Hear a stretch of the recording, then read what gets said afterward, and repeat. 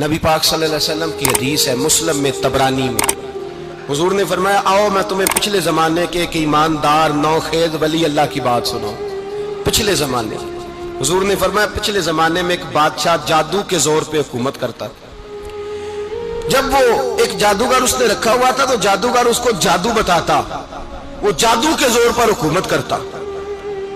جادوگر بوڑھا ہو گیا تو کہنے لگا بادشاہ کوئی نوجوان میرے پاس بھیج دے، اب میں بوڑھا ہو گیا ہوں، میرا پتہ کوئی نہیں کب مر جاؤں۔ ایک نوجوان کی ڈیوٹی لگائی، بڑا زیرک سمجھدار، اپنے رعایا میں سے چن کے جو ذہین فطرت مزاج بچہ تھا وہ اس نے لگایا۔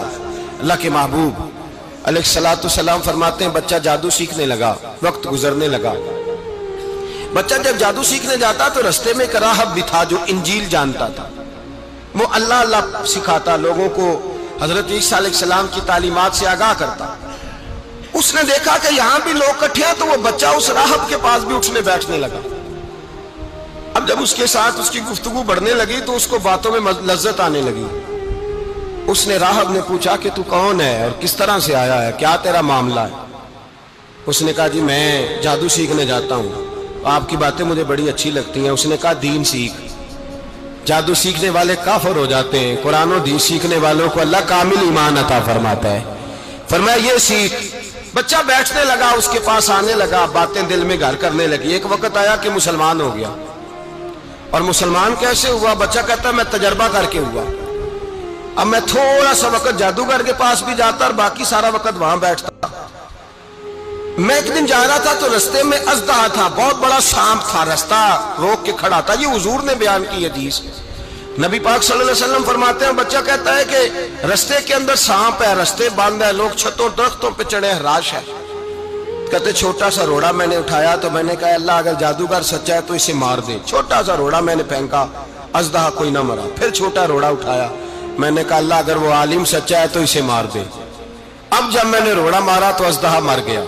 میرے اندر سے گواہی آئی نہیں دین کی باتیں سچی ہیں، نہیں قرآن کی باتیں اسلام سمجھانے کے لیے عرض کر رہا ہوں، اگرچہ اس دور میں انجیل تھی، اللہ رسول کی باتیں اچھی ہیں۔ کہتے میں مسلمان ہو گیا، اب میں نے راہب کے پاس ہی رہنا شروع کر دیا، جادوگر کے پاس چھوڑ دیا، اس بچے نے آنا۔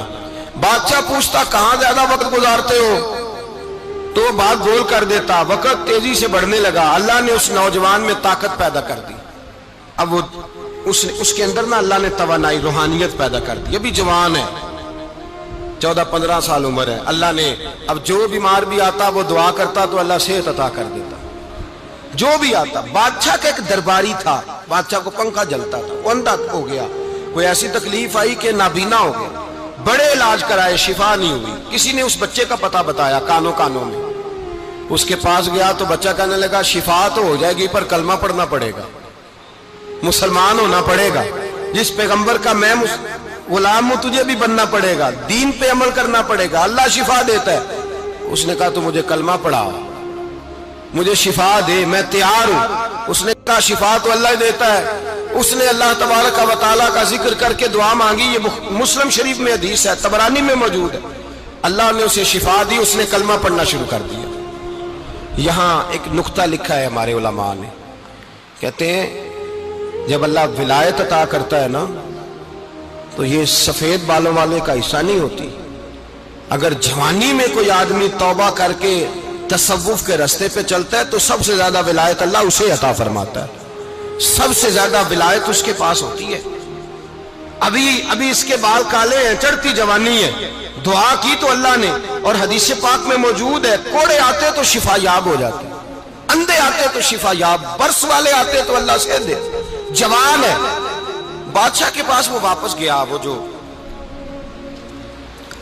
آدمی جس کی آنکھیں ٹھیک ہوئی تھی۔ بادشاہ نے پوچھا کہ کیسے شفا ملی؟ تو کہنے لگا میرے رب نے شفا دی ہے۔ بادشاہ سجدے کراتا تھا، اپنے آپ کو منواتا تھا، معاذ اللہ، کہنے لگا میرے علاوہ کون رب ہے؟ اس نے کہا وہی رب ہے جس نے تجھے پیدا کیا ہے، اور وہی رب ہے جس نے مجھے اندھے کو آنکھیں دی ہیں، وہی ہے میرا مالک۔ کہا اچھا تو مجھے نہیں مانتا؟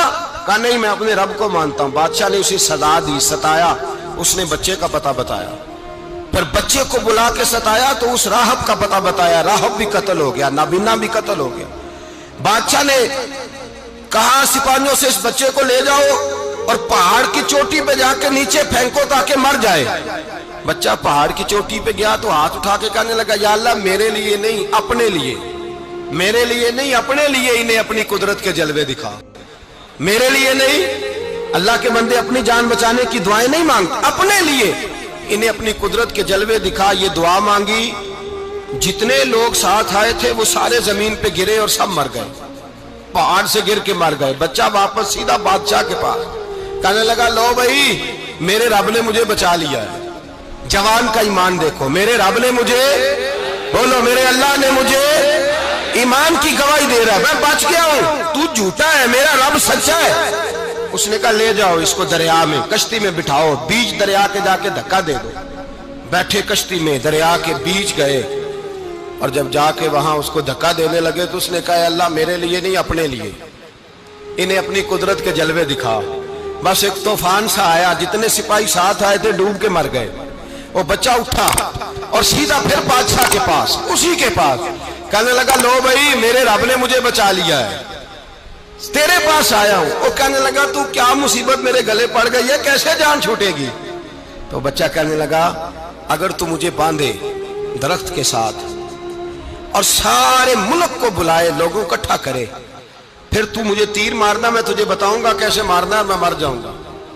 अल्लाह का बंदा नौजवान, ईमान देखो, मरने के तरीके बता रहा है, मैं तुझे बताऊंगा मैं कैसे मरूंगा। ये बात कही, बादशाह ने सारा मजमा जमा किया, मुल्क सारा बाहर आ गया, दरख्त के साथ बांध दिया। कहने लगा, भाई लोगों ये मुझे मारना चाहता था, मार नहीं सका, अब मैं इसे बताने लगा हूं कि मैं कैसे मरूंगा।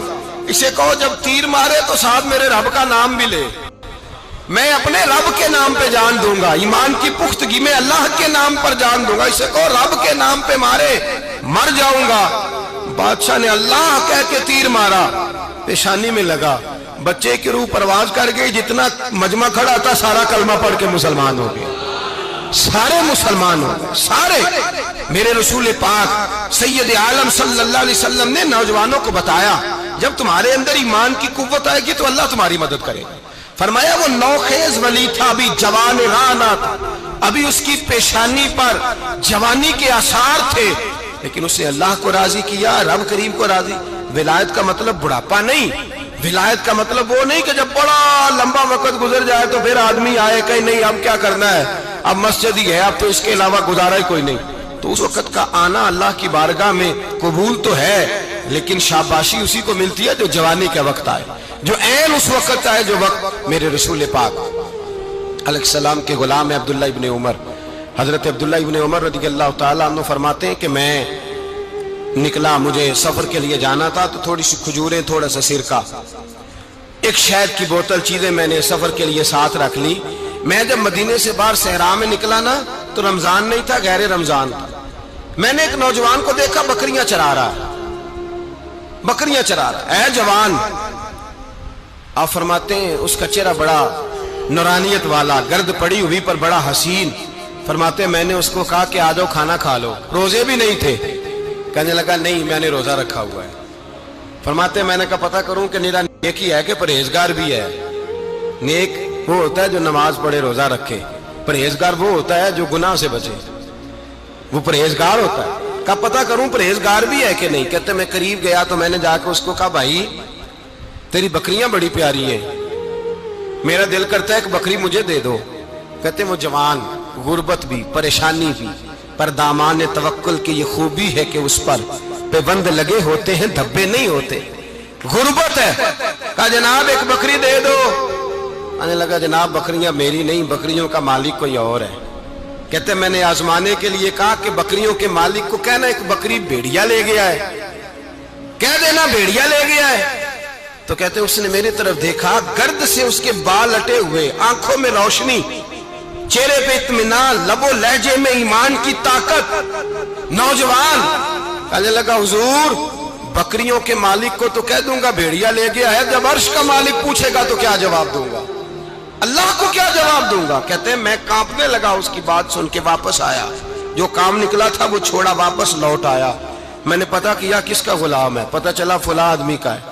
कहते मैंने पहले गुलाम खरीदा, फिर पता किया तेरे पास बकरियां कितनी है, उसने कहा 400। कहते मैंने मालिक से सारी बकरियां खरीदी, फिर गुलाम को बुलाया, फिर वो बकरियां तोहफे में दी, तोहफे में। کہنے لگا حضور یہ سارا کچھ مجھے کیسے ملا؟ میں نے کہا تیرا ایمان بڑا پختہ تھا تو میرے رب نے تجھے انعام عطا فرمایا۔